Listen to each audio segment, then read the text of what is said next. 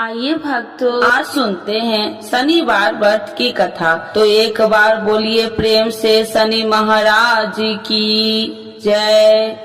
एक समय की बात है, सभी नवग्रह सूर्य, चंद्रमा, मंगल, बुध, बृहस्पति, शुक्र, शनि, राहु और केतु में विवाद छिड़ गया।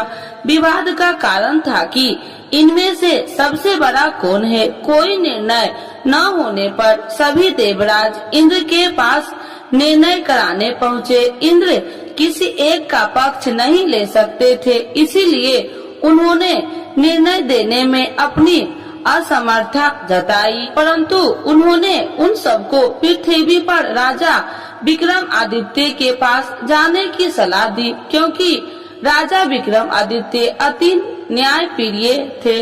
इंद्र ने कहा कि वे ही इसका निर्णय कर सकते हैं। इंद्र की सलाह से सभी ग्रह एक साथ राजा विक्रमादित्य के पास पहुँचे और अपने आने का कारण बताया।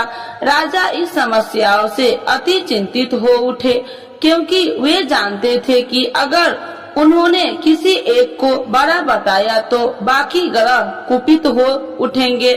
तब राजा को एक उपाय सूझा। उन्होंने सुवर्ण, रजत, कांस्य, पीपल, सीसा, रंगा, जाष्टा, अभर्ग और लोहे से 9 सिंहासन बनवाए और उन्हें इसी क्रम से रख दिया।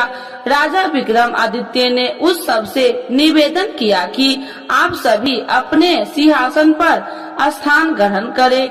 जो भी अंतिम सिंहासन पर बैठेगा वही सबसे छोटा होगा।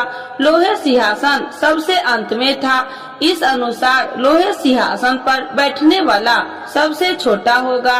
शनि देव सबसे अंत में लोहे सिंहासन पर बैठे, तो इसीलिए वही सबसे छोटे कहलाए। शनि देव को लगा कि राजा ने यह जानबूझकर किया है, इसीलिए उन्होंने कुपित होकर राजा से कहा, राजा तू मुझे नहीं जानता। सूर्य एक राशि में 1 महीना, चंद्रमा 2.25 महीना, 2 दिन, मंगल 1.5 महीना, बृहस्पति 13 महीना, वह बुध और शुक्र 1 महीने विचरण करते हैं, परंतु मैं 2.5 से 7.5 साल तक रहता हूँ। शनि देव क्रोधित होकर कहने लगे कि श्री राम की 7.5 आने पर उन्हें वनवास हो गया। रावण 7.5 आने पर वह वानरों की सेना से परास्त हो गया। अब तुम सावधान रहना।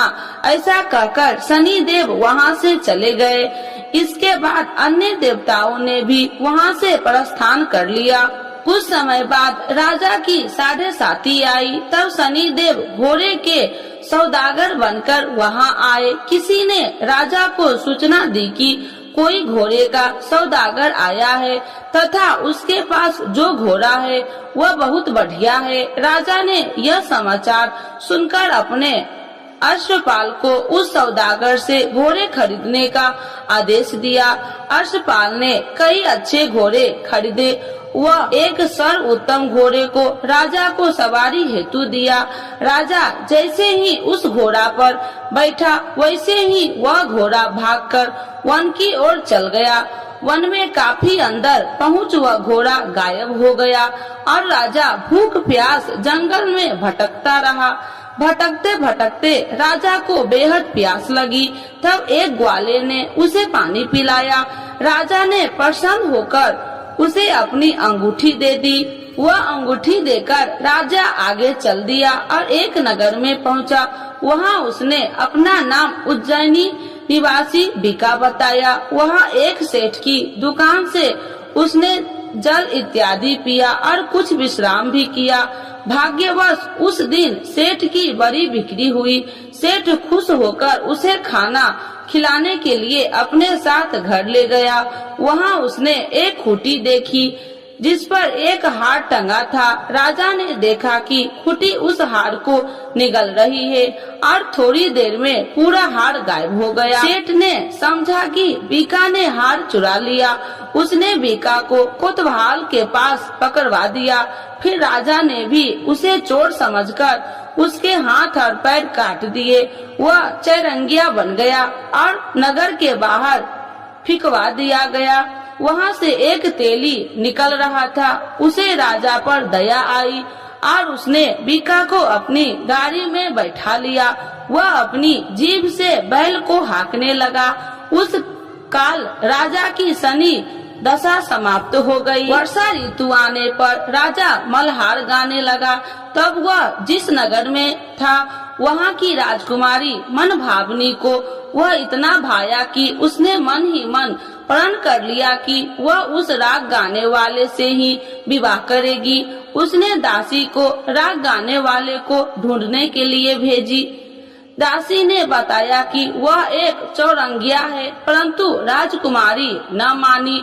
अगले ही दिन से राजकुमारी अनशन पर बैठ गई कि विवाह करेगी तो उसे सबने बहुत समझाया, पर फिर भी जब वह न मानी तो राजकुमारी के पिता ने उस तेली को बुलावा भेजा और विवाह की तैयारी करने को कहा। फिर उसका विवाह राजकुमारी से हो गया। एक दिन सोते हुए स्वप्न में शनि देव ने राजा विक्रम आदित्य से कहा, राजन, देखा तुमने मुझे छोटा बताकर कितना दुख झेला है।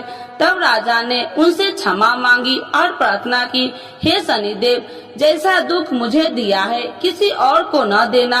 शनिदेव मान गए कि और कहा, जो मेरी कथा व व्रत करेगा उसे कोई दुख न होगा, तथा जो नित्य मेरा ध्यान करेगा और चीटिया का आटा डालेगा उसके सारे मनोरथ पूर्ण होंगे।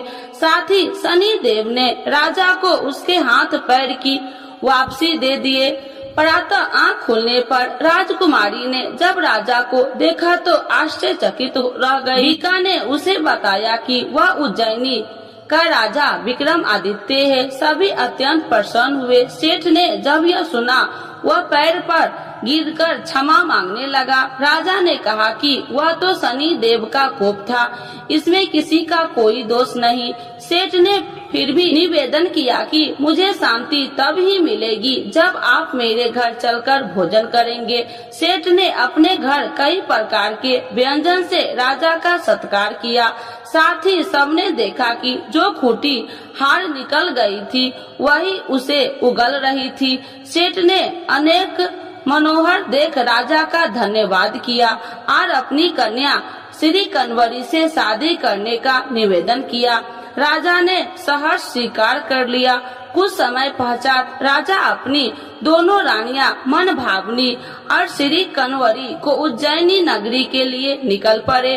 वहां नगर वासियों ने सीमा पर ही उनका स्वागत किया। सारे नगर में दीपमाला हुई, सबने खुशी मनाई। राजा ने घोषणा किया कि मैंने शनि देव को सबसे छोटा बताया था, जबकि असल में वही सर्वोपरि है।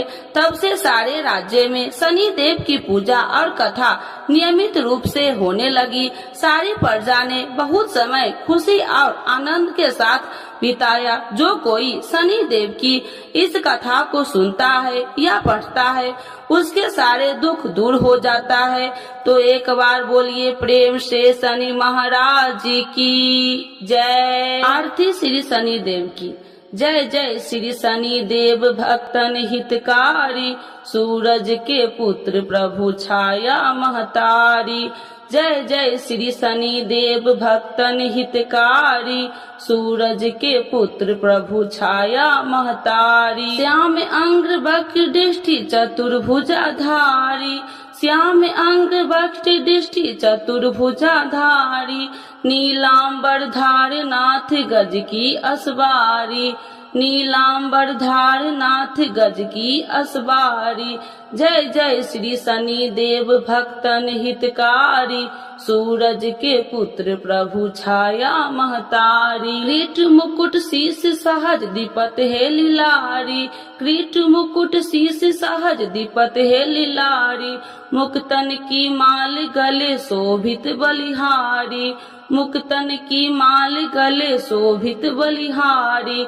जय जय श्री शनि देव भक्तन हितकारी, सूरज के पुत्र प्रभु छाया महतारी। मोदक और मिष्ठान चढ़त पान सुपारी, मोदक और मिष्ठान चढ़े चढ़ती पान सुपारी। लोहा तिल तेल उड़द मासी है अति प्यारी, लोहा तिल तेल उड़द महर्षि अति प्यारी। जय जय श्री शनि देव भक्तन हितकारी, सूरज के पुत्र प्रभु छाया महतारी। देव धनुज ऋषि मुनि सुमरत नर नारी, देव धनुज ऋषि मुनि सुमरत नर नारी।